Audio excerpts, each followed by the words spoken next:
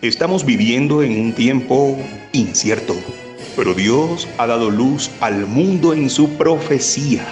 Prepárate para escuchar el programa Historias Proféticas del Mundo con Álvaro de la Cruz.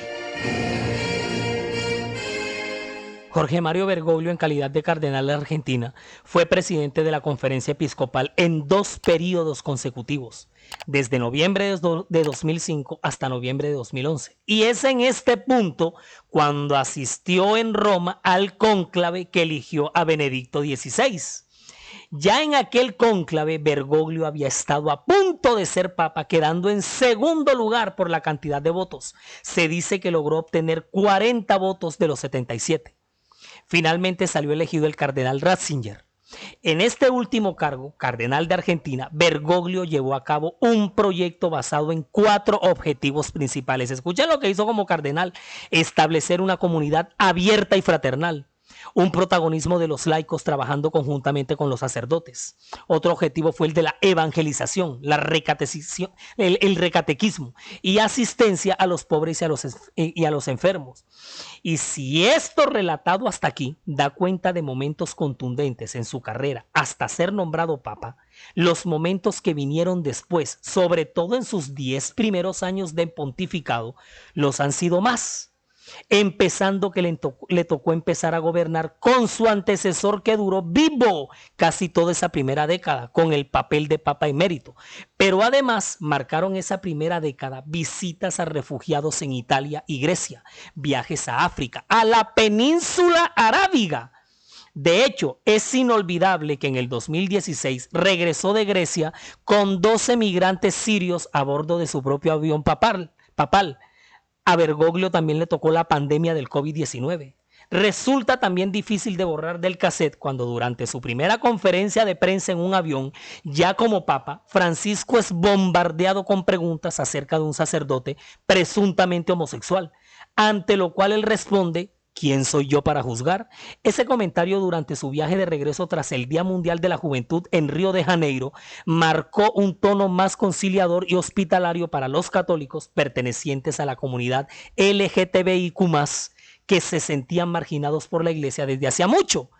Y ahora, y por muchas de las declaraciones que Francisco fue emitiendo a lo largo de sus primeros 10 años, han dejado entrever su postura y concepto respecto a la diversidad sexual del ser humano, que no se puede negar. Ha sido un tema que en la última década a nivel mundial se ha disparado desde el punto de vista de la tolerancia, la aceptación y la inclusión.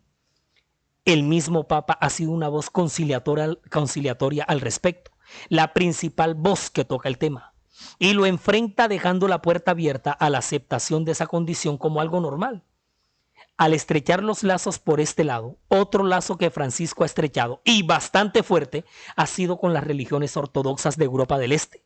Es el primer pontífice de la historia que se reúne con el líder de la Iglesia Ortodoxa rusa, el patriarca Cirilo. O sea, con eso la rompe, la saca del estadio, y de ahí en adelante los acercamientos con las religiones serán mucho más frecuentes, con un discurso de hermandad y conciliación en medio de la diversidad. Un gol olímpico Francisco lo va a meter con el mundo del Islam. Francisco firma el documento Fraternidad Humana, prometiendo cooperación entre cristianos y musulmanes para trabajar por la paz con el gran imán Al-Azhar de Egipto, una sede de enseñanza suní, en el primer viaje papal de la historia a la península arábiga. O sea, la locura. Eso ocurrió en febrero del 2019, a las pocas semanas de su elección. La limpieza del Banco del Vaticano arrancó, pero con toda, cuyos mayores dirigentes se vieron obligados a renunciar por un escándalo de corrupción y sospechas de blanqueo. Este papa jesuita había designado un documento escrito por su propia mano a una comisión especial de 5 miembros para indagar sobre las actividades económicas y la situación jurídica. Recordemos que el Banco del Vaticano fue fundado en 1942 por Pío XII, con activos por 7.100 millones de euros. Y desde entonces maneja miles de cuentas de curas y monjas en todo el mundo, desde simples hermanas filipinas que vienen a estudiar a Roma, pasando por obispos y cardenales, hasta poderosas congregaciones religiosas repartidas en todos los rincones del planeta. pero también han sido sus posiciones geopolíticas, su postura frente a la temible guerra en Ucrania, su concepto sobre el aborto, el uso de armamento nuclear, el perdón de crímenes y abusos perpetrados por tantos líderes de la Iglesia en otros tiempos, y sobre todo su abanderada campaña a favor del cuidado y la preservación del medio ambiente, especialmente por la conservación de la Amazonía sudamericana.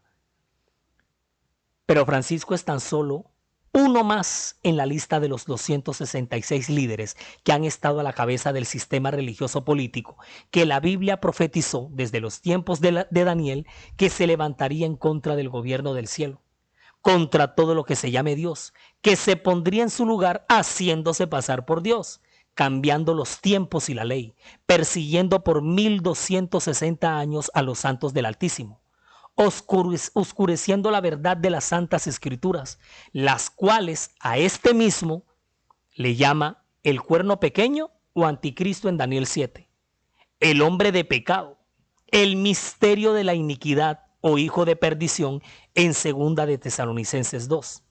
También le llama a este poder la bestia que sube del mar en Apocalipsis 13, o Babilonia la grande, la madre de las rameras y de las abominaciones de la tierra en Apocalipsis 17.